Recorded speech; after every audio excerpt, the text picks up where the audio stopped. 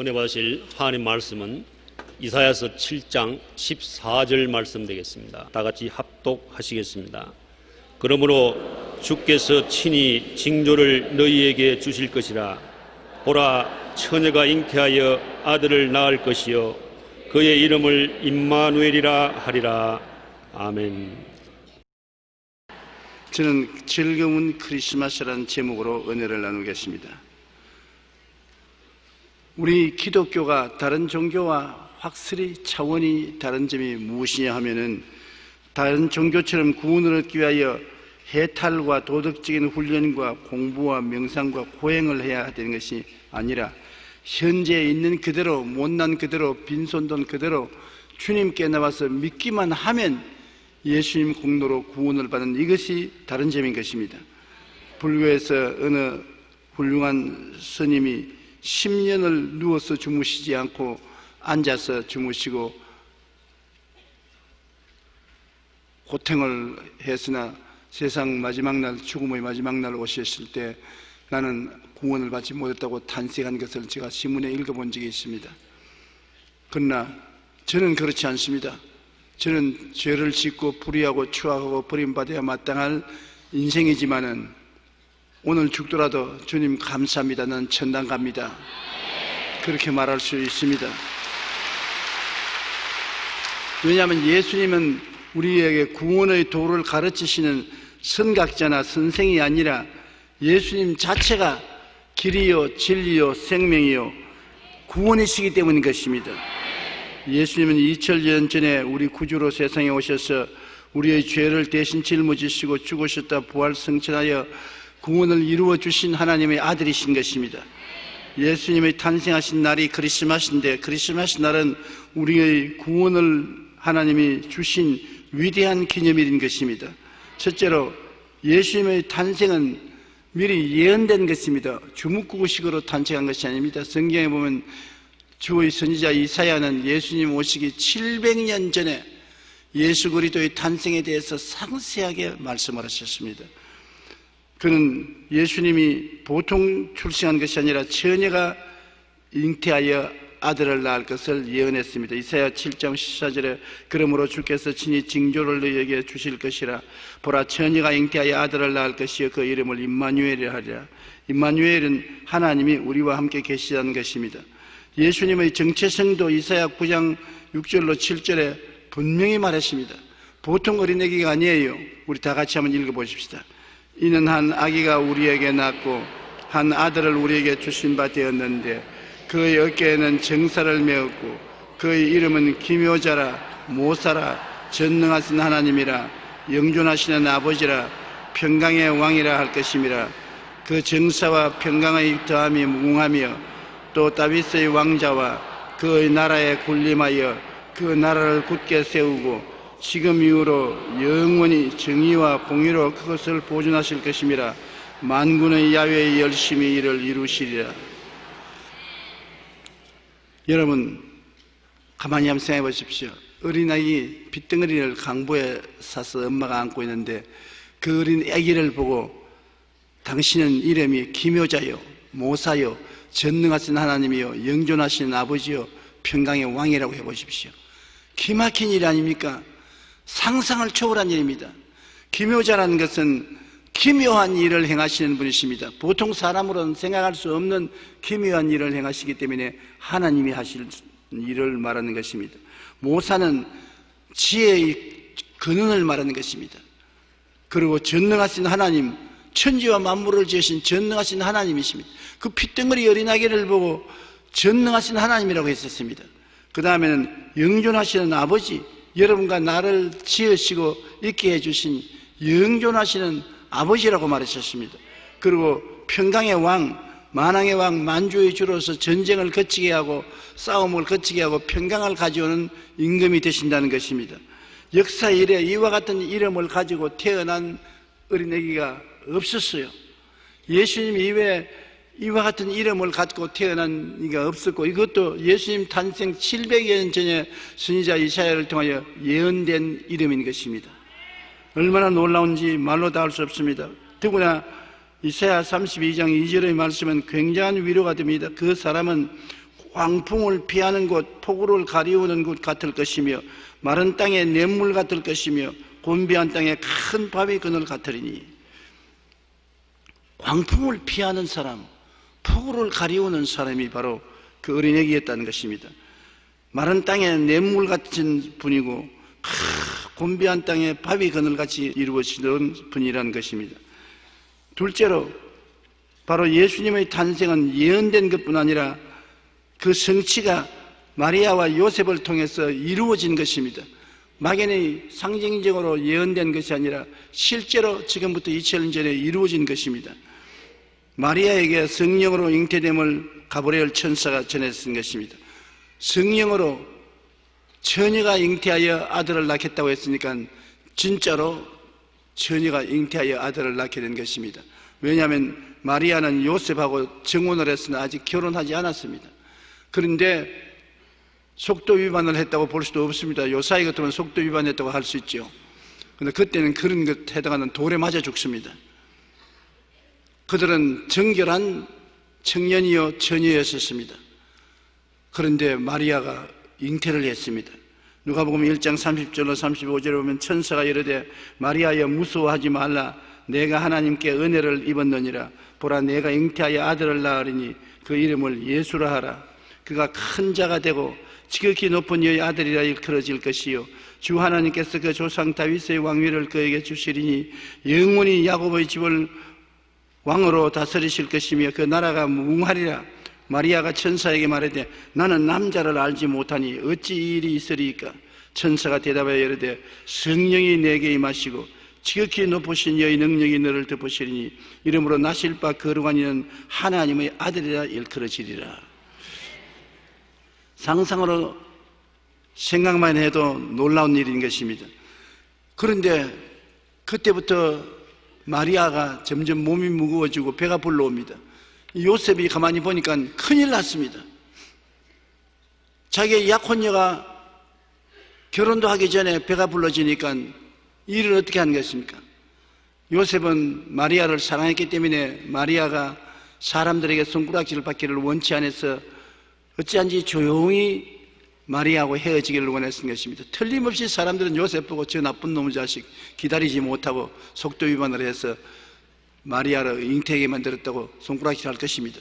그러나 자기는 그 책임을 걸머쥐고라도 뒤로 물러가기로 작정을 하고 마리아하고 약혼을 파혼하고로 작정을 하고 생각하고 있는데 꿈에 천사가 나타난 것입니다. 마태복음 1장 18절로 25절에 예수 그리스도의 나심은 이러하니라. 그의 어머니 마리아가 요셉과 약혼하고 동거하기 전에 성령으로 잉태된 것이 나타났더니 그의 남편 요셉은 의로운 사람이라. 그를 드러내지 아니하고 가만히 끊고자 하여 이 일을 생각할 때 주의 사자가 현몽하여 이르되 다윗의 자손 요셉아 내 아내 마리아 데려오기를 무서워하지 말라. 그에게 잉태된 자는 성령으로 된 것이니 아들을 낳으리니 이름을 예수라 하라. 이는 그가 자기 백성을 그들의 죄에서 구원할 자의 심이라 하니라. 이 모든 일이 된 것은 주께서 선지자로 하신 말씀을 이루려 하심이니 이르시되 보라 처녀가 잉태하여 아들을 낳을 것이요 그 이름은 임마누엘이라 하리라 하셨으니 이를 번역한즉 하나님이 우리와 함께 계시다 함이라. 요셉이 잠에서 깨어 일어나 주의 사자의 분부대로 행하여 그의 아내를 데려왔으니 아들을 낳기까지 동심하지 아니하였더니 낳음의 이름을 예수라 하니라. 참 요셉은 칭찬할 만합니다. 그의 약혼녀가 아무리 성령으로 잉태했다 하더라도 사람의 생각으로는 이해할 수가 없습니다.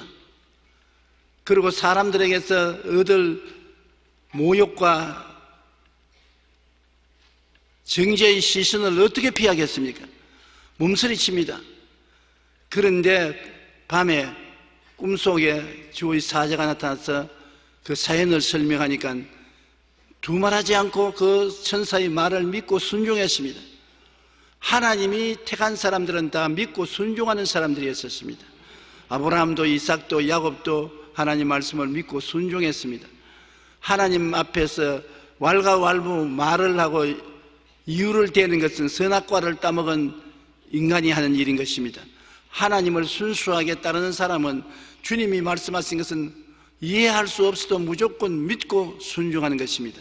요셉은 도저히 이해할 수가 없었습니다. 그러나 하나님이 말씀하시면 믿고 순종하여 마리아를 데리고 와서 마리아가 무사히 해산하도록 전력을 다하여 도와주신 것입니다. 바로 그때 로마의 황제가 모든 사람들로 하여금 고향 땅에 가서 호적하라 했습니다. 등록을 하라. 그런데 요셉과 마리아는 다윗의 혈통의 후손들이기 때문에 다윗의 고향인 베들레헴에 가서 호적을 할 수밖에 없습니다. 배가 불러오는 만삭된 아내를 데리고 그는 베들레헴으로 서서히 걸어갔습니다. 늦게 도착하니까 베들레헴에 호적하러 온 사람들이 다 미리 와서 여관을 다 점령하고 민가도 다 점령하고 올 때 갈 데 없어요. 그런데 베들레헴에 도착하자마자 마리아는 해산을 하기 시작한 것입니다. 해산의 고통을 하기 시작한 것입니다. 큰일 났습니다. 급하니까 올 때 갈 데 없으니까 짐승의 우리가 하나 비어 있어서 짐승의 우리에 들어가서 해산을 시켰습니다. 그래서 예수님은 바로 제일 먼저 누인 것이 여물 묵는 여물통에 누인 것입니다. 의미가 있는 것입니다. 예수님은 여물통에 누인 것은 우리 모든 인류의 양식이 되기 위해서 왔다는 것입니다. 주님이 내 살을 먹고 내 피를 마셔야 구원 얻는다고 하신 것처럼 태어나서 제일 먼저 누인 것이 밥그릇입니다. 짐승의 밥그릇에 누인 것입니다. 그래서 예수님은 이 세상에 태어나서도 부드러운 자리에 들어눕지 못하시고 짐승의 여물통에 누우신 것입니다. 그런데 그때 들판에서 양무리를 치고 들판에 양무리 사이에서 잠을 자던 목자들에게 천사들이 나타났습니다. 누가복음 2장 8절로 20절에 그 지역의 목자들이 밤에 밖에서 자기 양떼를 지키더니 주의 사자가 곁에 서고 주의 영광이 그들을 두루 비추며 크게 무서워하는지라 천사가 이르되 무서워하지 말라. 보라, 내가 온 백성에게 미칠 큰 기쁨의 좋은 소식을 너희에게 전하노라. 오늘 다윗의 동네에서 너희를 위하여 구주가 나셨으니 곧 그리스도 주시니라. 너희가 가서 강보야 사이에 구유에 누워 있는 아기를 보리니 이것이 너희에게 표적이 되리라 하더라. 홀연히 수많은 천군이 그 천사들과 함께 하나님을 찬송하여 이르되 지극히 높은 곳에서는 하나님께 영광이요 땅에서는 하나님께 기뻐하신 사람들 중에 평화로다 하니라. 천사들이 떠나 하늘로 올라가니 목자가 서로 말하되 이제 베들레헴으로 가서 주께서 우리에게 알리신 바 이 이루어진 일을 보자 하고 빨리 가서 마리아와 요셉과 구유에 누인 아기를 찾아보고 천사가 자기들에게 이 아기에 대하여 말한 것을 전하니 듣는 자가 다 목자들이 그들에게 말한 것을 놀랍게 여기되 마리아는 이 모든 말을 마음에 새기어 생각하니라. 목자들이 자기에게 이르던 바와 같이 듣고 본 그 모든 것을 인하여 하나님께 영광을 돌리고 찬송하며 돌아가더라고 말한 것입니다. 목자들만 와서 예수 그리스도를 경배한 것이 아니라 동방박사 세 사람도 방문했습니다. 동방박사니까 그 당시에 오늘날 이란이나 이라크에 있는 박사인데 이 사람들은 베들레헴까지 오는데 몇 달이 걸렸을 것입니다. 그러므로 그들에게 나타난 별은 벌써 몇 달 전에 그들에게 나타나서 그들을 이끌어 인도해 주신 것입니다. 예수님 태어나실 즈음 되어서 그들이 유대에 도착해서 제일 먼저 찾아간 것이 헤롯 궁을 찾아갔습니다. 왜냐하면 왕이 태어났다고 하니까 틀림없이 임금님의 궁전에서 태어나신 줄 알고 헤롯 궁에 찾아가니까 헤롯이 놀라서 반역자가 태어날 것을 생각하고 이 사람들에게 만일 그 아기가 태어난 곳을 발견하거들랑 내게 말하면 나도 가서 경배하기를 원한다고 부탁을 했습니다. 동방박사 세 사람이 왕궁에서 나오니까 별들이 또 인도하기 시작하는 것입니다. 그래서 간 것이 짐승의 우리에서 말구에 누워있는 예수 그리스도를 발견하고 그들이 선물을 가져온 것을 드렸습니다. 유향과 황금과 몰약을 드렸었습니다. 황금은 임금을 상징했습니다. 만왕의 왕 만주의 주로 태어날 것을 상징한 것이고 유향은 선지자를 말하는 것입니다. 미래를 예언하는 선지자를 말하는 것이고 몰약은 쓰지 않습니까? 몰약은 십자가 고난을 통해서 우리에게 제물이 될 것을 상징한 것입니다. 그들이 이미 주님께 드린 선물이 임금이요 선지자요 우리를 위해 고난당하는 희생양으로서의 그리스도가 되실 것을 예견하여 보한 것입니다.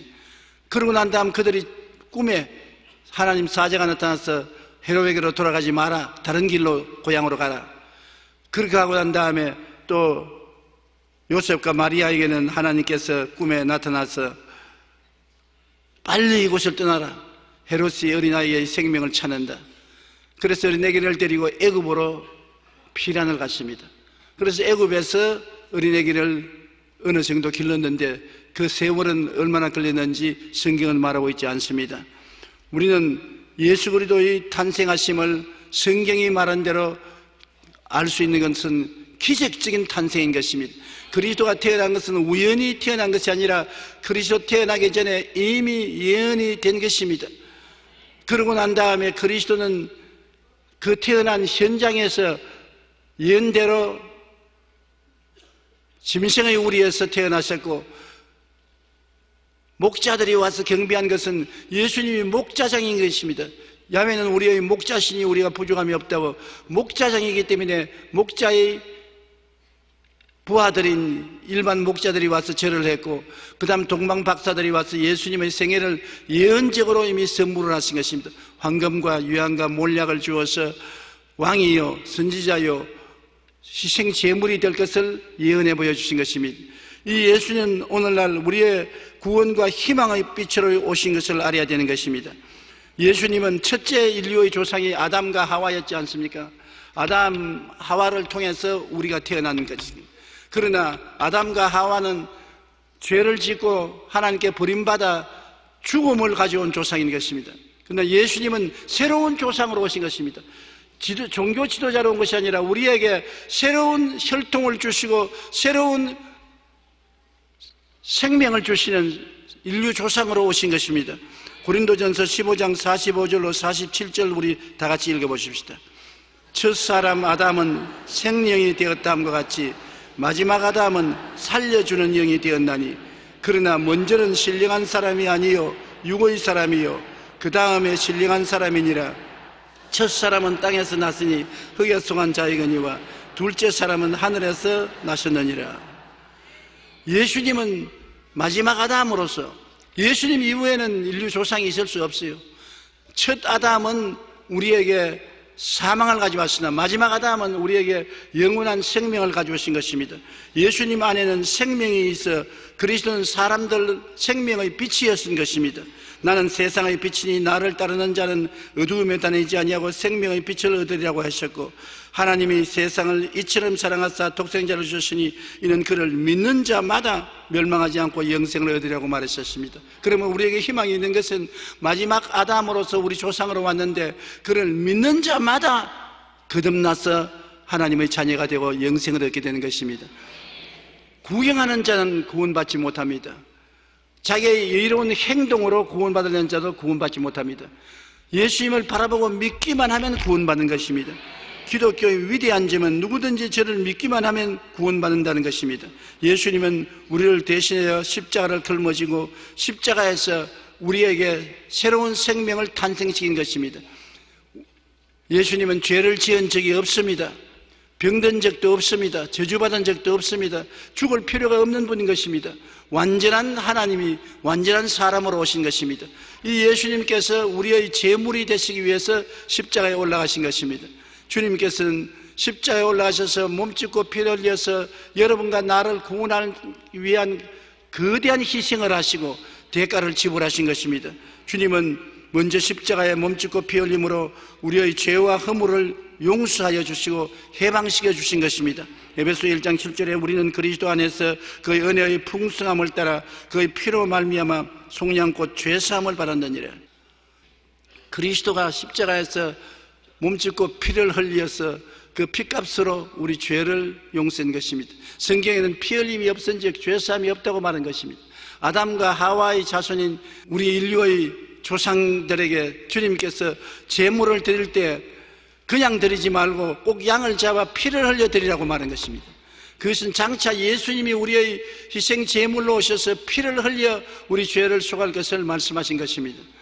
이스라엘 백성이 애굽에서 430년 종살이하다가 어린 양 예수 그리스도를 상징하는 양을 잡아 피를 흘려 문설주에 바르고 난 다음에 나왔던 것입니다. 문설주에 피가 있는 집은 하나님이 멸하지 않고 그대로 다 나오겠는데 문설주에 피를 바르지 않은 애굽의 모든 장자들은 다 멸하고 마른 것입니다. 그 피를 보고 주님께서는 우리를 구출해 주시는 것입니다. 오늘날 예수 그리스도를 바라보고 그 보혈을 믿으시면 아멘 하십시다. 믿음으로 여러분 마음의 문설주에 피가 뿌려지고 그 피로 말미암아 구원을 받게 되는 것입니다. 그래서 그 피로 말미암아 죄사함을 받았는데, 이 죄사함이라는 것은 그냥 용서해 주는 것이 아니라 일생에 한 번도 죄를 안 지은 처럼 만들어 주는 것입니다. 우리는 죄 투성인데도 불구하고 예수의 보혈이 우리 마음속에 뿌려지면 한평생에 한 번도 죄를 짓지 않은, 죄를 전혀 안 지은 사람으로 만들어 주어서 의롭다하게 만들어 주는 것입니다. 의롭다는 것은 하나님 앞에 부끄럼 없이 설 수 있는 자격을 말하는 것입니다. 나의 죄를 씻기는 예수의 피밖에 없네. 예수의 피를 믿으면 죄를 한 번도 안 지은 사람으로 부끄럼 없이 하나님 앞에 설 수가 있는 것입니다. 그리고 그리스도 안에서 구원을 받아 하나님 백성이 되므로 삶의 목적이 분명해지는 것입니다. 이 땅의 모든 일이 끝나면 이 땅을 떠나서 우리는 천국에 가는 삶의 의미와 가치가 알려지고 죽음이 오지만은 겁나지 않습니다. 그리스도를 통해서 죽음을 극복하고 영생 천국에 들어갈 수 있는 은총을 얻는 것입니다. 그러고 난 다음에 십자가를 우리가 통해서 놀라운 것은 새 생명을 받을 뿐 아니라 새 생명의 보증인 성령을 받는 것입니다. 하나님이 성령을 예수 믿는 사람에게 주셔서 성령이 온 증거로서 하나님을 아빠, 아버지라고 부르게 된 것입니다. 여러분 길거리에 지나가는 사람 붙잡고 당신 이 시간에 하나님을 아빠, 아버지라고 부르시라 하면 이 사람 미쳤나? 뭐 사람을 어떻게 생각하고 이렇게 하냐? 구원받지 않았기 때문에 아빠, 아버지라고 부르지 않습니다. 나는 요사이 텔레비를 보고 놀라운 것은 개를 가지고 이름을 붙여가 내 너 엄마다, 내 너 아빠다 하는데 개하고 사람하고 어떻게 생명이 같습니까? 생명의 질이 다른데. 그러나 예수 믿는 사람은 아빠, 아버지라고 부르는데 조금도 이질감을 느끼지 않습니다. 왜? 내 아버지의 그 자녀들이기 때문인 것입니다. 성령이 우리 속에 와서 우리가 하나님의 자녀된 것을 증거하기 위해서 아빠, 아버지라고 부르게 만들어 주시는 것입니다. 한번 따라 말씀해서 하나님은 나의 아버지시다. 나는 아빠, 아버지라고 부를 수 있다. 마음에 이상하게 느껴집니까? 아니지요. 여러분 하나님의 아들, 딸들이기 때문인 것입니다. 그러므로 로마서 8장 15절로 16절에 너희는 다시 무수하는 종의 영을 받지 아니하고 양자의 영을 받았으므로 우리가 아빠, 아버지라 부르시느니라. 성령이 친히 우리 영과 더불어 우리가 하나님의 자녀인 것을 증거하시나니. 고린도후서 1장 22절에 그가 또한 우리에게 인치시고 보증으로 우리 마음에 성령을 주셨느니라. 하나님 성령이 우리가 하나님의 자녀인 것을 보증해 주고 계신 것입니다. 여러분 속에는 성령이 들어와 계신 것입니다. 예수 믿는 사람은 모두 다 그 속에 성령이 들어와 있고, 예수 안 믿는 사람은 그 속에 마귀의 영이 들어와 있는 것입니다. 마귀의 영이 들어와서 육신의 정욕과 안목의 정욕과 이생의 자랑으로 끌고 가지만은, 예수 믿는 사람은 성령이 들어와서 우리를 예수 그리스도 안으로 믿음, 소망, 사랑으로 이끌어 가시는 것입니다. 그뿐 아니라 십자가에서 예수님은 우리 전인 치료를 해 주신 것입니다. 세상에 살면서 우리 마음속에 쓴물이 가득합니다. 왜? 이 세상에 살면서 늘 쓴물을 마시기 때문인 것입니다. 죄악의 쓴물을 마시고, 미움과 원한의 쓴물을 마시고, 질병과 고통의 쓴물을 마시고, 저주와 가난과 낭패와 실망과 염려, 근심, 불안, 조조, 절망의 쓴물을 마시고, 죽음의 공포와 좌절을 쓴물을 마십니다. 천지가 쓴물입니다. 우리 마음속에 쓴물이 가득함으로 불행합니다. 이 쓴물을 달게 해보려고 우리가 얼마나 애를 쓰는 것입니까? 지위, 명예, 권세, 돈, 교육, 아름다운 집, 좋은 옷, 좋은 환경을 만들어서 마음속에 쓴물을 없애려고 했는데 쓴물이 없으시나요? 옛날에 우리가 자랄 때는 6.25 사변 때이기 때문에 정말로 가난했습니다. 먹고 사는 것이 얼마나 괴로운지, 밥 먹고 산다는 것이 모든 삶의 가장 중심 과제였었습니다. 그런데 요사이 여러분 보면은 노숙자가 있다고 말은 하지만은, 그러나 그때는 모두 다 헐벗고 굶주렸는데 지금은 그래도 밥은 먹고 옷은 다 입고 그때보다는 훨씬 잘 삽니다. 그런데 그때 사람하고 비교해서 지금 훨씬 행복하냐? 훨씬 덜 행복하거든. 왜? 그때는 죽도록 살려고 애를 쓰기 때문에 자살한 사람이 없었는데 오늘날은 하루에 41사람이 자살합니다. 그 중에 우리가 덜 아닌 것을 고맙게 생각해야 되는 것입니다. 41명이 자살합니다. 환경이 아무리 아름답게 되어도 마음속에 썬물이 달아지기 전에는 행복해지지 않아요. 돈이나 지위나 명예를 가지면 행복해질 줄 알아도 마음에 그것이 행복을 갖다 주지 않습니다. 행복은 무엇이냐? 십자가에 못 박인 예수를 모실 때 행복해지는 것입니다. 왜냐하면 썬물이 달아지는 것은 예수님의 십자가의 은총으로 달아지는 것입니다. 그렇기 때문에 예수님은 십자가를 통하여 우리 영혼의 썬물을 달게 하심으로 마음에 행복을 갖다 주시는 것입니다. 정말로 예수 그리스도를 의지하고 기도하고 감사하고 찬송하며 나가면 매일같이 예수님은 우리 마음에 썬물을 달게 하는 기적을 베풀어 주시는 것입니다. 썬물은 매일같이 달게 만들어야 되는 것입니다.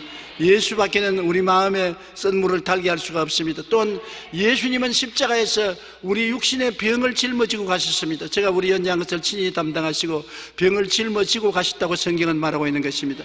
저는 실로 우리 질고를 지고 우리 슬픔을 당하였다고 말하고 있는 것입니다.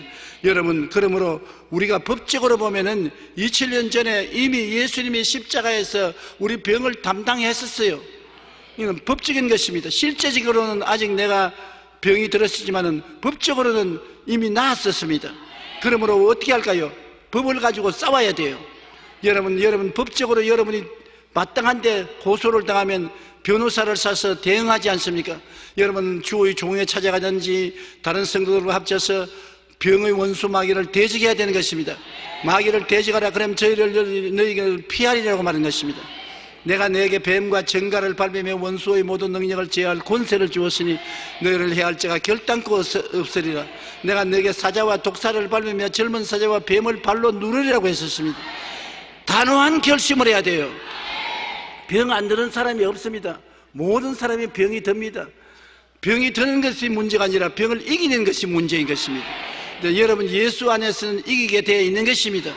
예수님이 우리 병을 짊어지고 갔기 때문에 병하고 매일같이 싸워서 이겨야 되는 것입니다. 병을 극복해야 돼요. 오늘 또 여러분 교회에 왔으니 예수 이름으로 병을 극복하게 되시기를 주 이름으로 축원합니다. 영혼의 썬물도 달게 해주시고 육체의 질병에서도 치료해 주시는 것입니다. 요한삼서 1장 2절에 사랑하는 자여 내 영혼이 잘됨같이 내가 범사에 잘되고 강건하기를 간구한다고 말씀한 것입니다. 시편 103편 3절로 5절을 우리 다 같이 한번 읽어보십시다. 그가 내 모든 죄악을 사하시며 내 모든 병을 고치시며 내 생명을 파멸해서 속량하시고 인자와 긍휼로 관을 씌우시며 좋은 것으로 내 소원을 만족해 하사 내 청춘을 독수리같이 새롭게 하는도다. 우리 육신의 조상 아담은 타락해서 우리에게 영적으로 죄로 말미암아 죽게 만들고 육신적으로 병들어서 죽게 만들고 환경을 저주를 받아 가시와 은극히 속에 뒹굴게 만드는 그런데 마지막 아담 예수님은 오셔서 그 죄를 대신 짊어지고 그 병을 대신 짊어지고 그 저주를 대신 짊어지고 우리에게 전인 구원의 은총을 베풀어 주신 것입니다. 예수 안에 소망이 있네. 영원한 영적인 치료와 육신적인 건강과 환경의 가시형쿨에서 자유와 해방을 얻을 수가 있는 것입니다. 예수님은 우리를 저주에서 해방하여 아브라함의 축복을 주신 것입니다. 갈라디아서 3장 13절로 14절 우리 소리내어 읽어보십시다. 그리스도께서 우리를 위하여 저주를 받은 바 되사 율법의 저주에서 우리를 속량하셨으니 기록된 바 나무에 달린 자마다 저주 아래 있는 자라 하였음이라.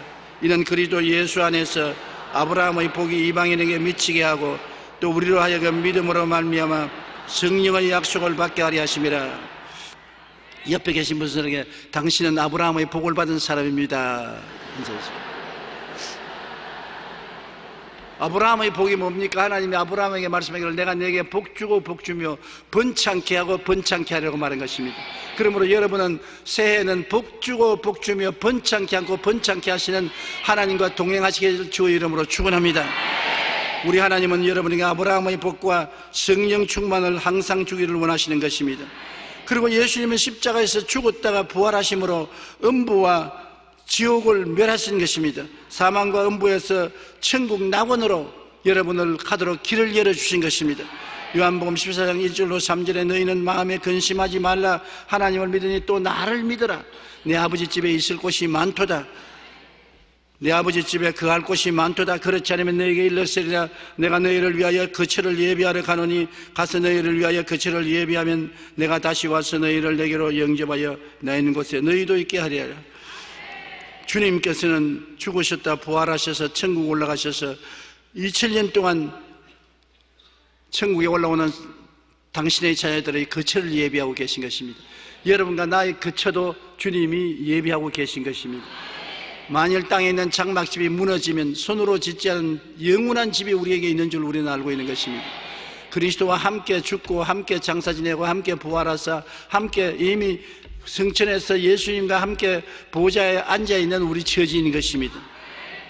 여러분, 진리를 알지니 진리가 너희를 자유케 하리라는 놀라운 하나님의 말씀대로 십자가를 바라보고 나의 새로운 모습을 마음속에 확실히 바라보고 믿음으로 타협하지 않고 나가면 내 믿은 대로 될지어다. 그대로 되는 것입니다. 깨달아 알고 바라보고 믿고 입으로 시인하며 나가면 반드시 승리하게 되는 것입니다. 사람이 신앙에 승리하려면 목표가 분명해야 돼요. 나는 예수님 안에서 결코 이기겠다. 목표가 분명해야 되는 것입니다. 나는 이겨도 좋고 안 이겨도 좋다. 이길는지 안 이길는지 모르겠다. 그렇게 하면 안 되는 것입니다. 반드시 나는 승리하는 삶을 살겠다. 영혼이 잘됨같이 범사에 잘됨에 강건하고 생명을 얻되 넘치게 얻는 삶을 살겠다. 목표가 분명하고 꿈이 선명해야 되는 것입니다. 나는 모든 죄악과 마귀와 질병과 저주를 틀어버리고 새로운 사람이 될 것을 마음속에 상상하고 꿈꿔야 되는 것입니다. 그러고는 불태전의 믿음을 가져야 돼요. 뒤로 물러가면 안 됩니다. 뒤로 물러가면 내 마음이 저를 기뻐하지 아니하리라. 나의 의는 믿음으로 말미암아 살리라. 믿음으로 절대로 물러가지 말고 넘어지면 또 일어나고 넘어지면 또 일어나고 밀고 나가야 되는 것입니다. 그리고 여러분 입술의 고백을 나는 할 수 있다, 하면 된다, 해보자는 당당한 입술의 고백을 해야 되는 것입니다. 그렇게 하면은 하나님의 약속이 여러분 것이 되고 마귀가 다 물러가게 되는 것입니다. 희미한 신앙은 안 됩니다. 싸움은 치열한 싸움인 것입니다. 우리는 영적인 싸움을 하고 있는데 희미하게 싸워서 이길 수 없습니다. 싸움은 네 죽지, 내가 죽느냐 내가 죽느냐의 싸움이기 때문에 영원히 그리스도 십자가를 통해서 목표가 뚜렷하고 꿈을 확실히 가지고 물러가지 않은 믿음으로 당당하게 시인하고 나가야 되는 것입니다. 보통 싸움 같으면 하나님의 아들이 왜 십자가를 걸머졌어요? 십자가가 여러분 쉬운 것이 아닙니다.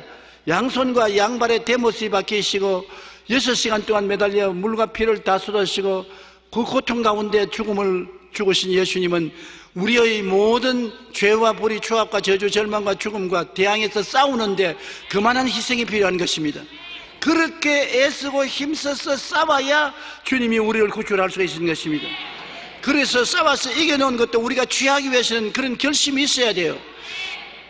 새해는 영혼이 잘됨같이 범사에 잘됨에 강건하게 된다는 목적을 꼭 가지십시오. 그리고 여러분 새롭게 된 모습을 항상 마음속에 상상하십시오. 늘 꿈꾸십시오. 그리고 절대로 물러가지 마십시오. 한 발자국 물러가면 두 발자국 전진하고 두 발자국 물러가면 세 발자국 전진하더라도 물러가면 안 됩니다. 물러가면 주님이 기뻐하지 않습니다. 그 다음에는 강하고 담대하고 용감하게 말하십시오. 할 수 있다고 말하십시오. 이긴다고 말하십시오. 나는 안 죽는다고 말하십시오. 기적이 일어난다고 말하십시오. 좋은 일이 일어난다고 말하십시오. 그렇게 하면 여러분이 이길 수가 있는 것입니다.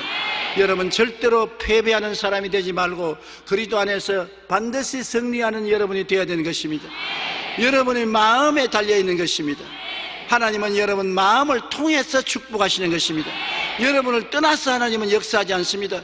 여러분이 필요하고 여러분과 함께 주님께서 역사하는 것입니다. 그러므로 오늘 예수 그리스도의 십자가의 보혈이 무효가 되지 말고 효과를 발생하도록 하게 해주시기 바랍니다. 솔제니친이라면 여러분 위대한 문학가 그리고 노벨 문학상을 탄 분으로 다 알고 있는 것입니다. 솔제니친은 구소련 작가로서 당시 체제를 비판하다가 반역자로 몰려 수용소로 끌려갔었습니다. 시베리아 감옥에서 인간 이하의 취급을 받으며 강제 노역을 당했습니다. 설상가상으로 그 고통 가운데 암이 걸렸습니다. 춥고 헐벗고 굶주리고 배고프고 중노동을 하는데 암이 걸렸으니 이제는 죽을 목숨인 것입니다.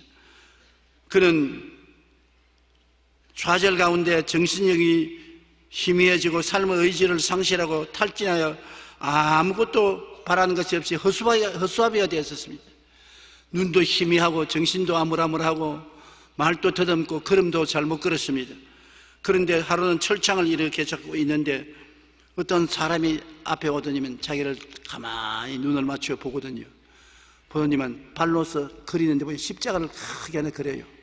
그러고 난 다음 손으로 십자가를 가리키면서 고개를 끄덕끄덕하고 지나가 버립니다. 말 한마디도 안 했어요. 솔직히 철창 밖에서 하는 것을 보고 꿈인지 생신지 그 사람이 천사인지 사람인지 구별을 못했습니다.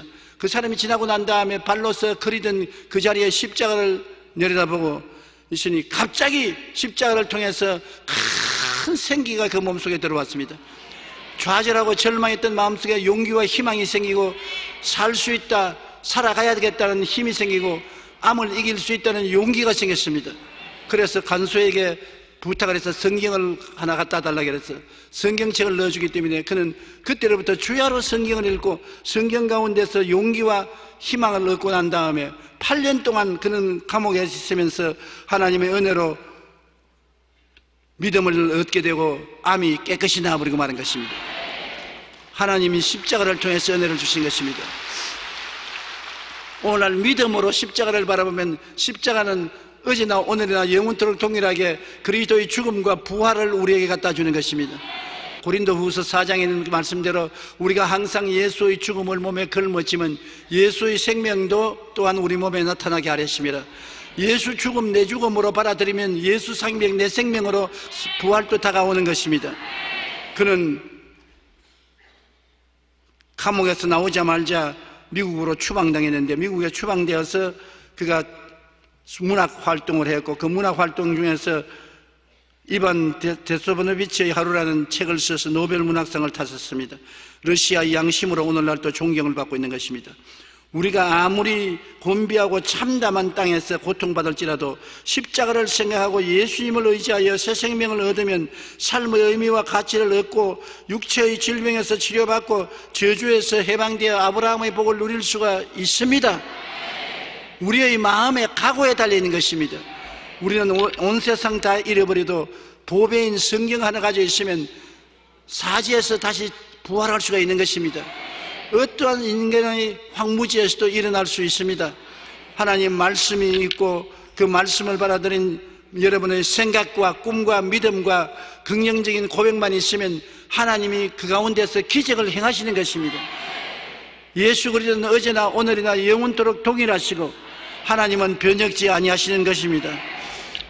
예수님께서 십자가를 걸머진 것은 우리 육신의 조상 아담과 하와가 우리 인생을 망쳐놓은 것을 우리에게 좋은 것을 주시기 위해서 역사하신 것입니다. 마귀가 오는 것은 도역질하고 죽이고 멸망시키는 것뿐이요 인자 온 것은 양으로 생명을 얻게 하되 풍성히 얻게 하려 왔노라. 풍성한 기쁨, 풍성한 평안, 풍성한 행복을 주시기 위해서 주님 이 자리에 와 계신 것입니다. 2000년 전 크리스마스에 우리를 찾아오신 예수님은 십자가에 죽었다가 부활하셔서 구원을 완성하시고 여러분 가운데 이거 와 계신 것입니다. 그리스도의 구원은 행위로서 얻는 대가가 아닙니다. 구원인 예수님을 믿고 모심으로 하나님의 은혜로 값없이 크리스마스 선물로 받는 것입니다. 오늘 저는 내 손녀와 손자가 크리스마스 선물을 가져왔어요. 크리스마스 선물이라고 갖다 주는데 받으니까 기분이 참 좋더라고요. 대가를 좀 줄까 하다가 안 줬습니다. 왜냐하면 선물은 대가를 주면 안 되기 때문에 선물은 선물로 받아야 되므로 공짜로 받았습니다. 여러분, 주님께서 구원은 대가를 통해서 주시는 것이 아닙니다. 절대로 대가 없이 무조건 선물로 주신 것입니다. 하나님은 크리스마스의 선물로 그 아들 예수님을 주셨고 그 아들 예수가 바로 구원인 것입니다. 예수가 바로 천국인 것입니다. 예수가 바로 영광이요 승리가 되시는 것입니다.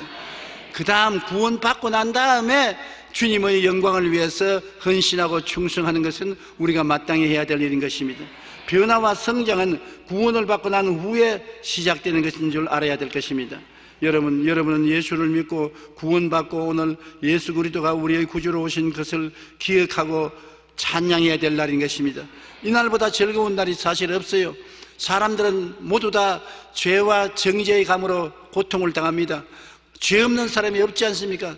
조용한 시간에 자기 마음속에 죄책이 다 일어난 것입니다. 그 다음 삶이 허무하고 무의미해지는 것입니다. 세월이 흘러갈수록 인생이 무엇이냐 잠시 또 사라지는 안개입니다. 헛되고 헛되며 또 헛되고 헛되니 모든 것이 헛됩니다.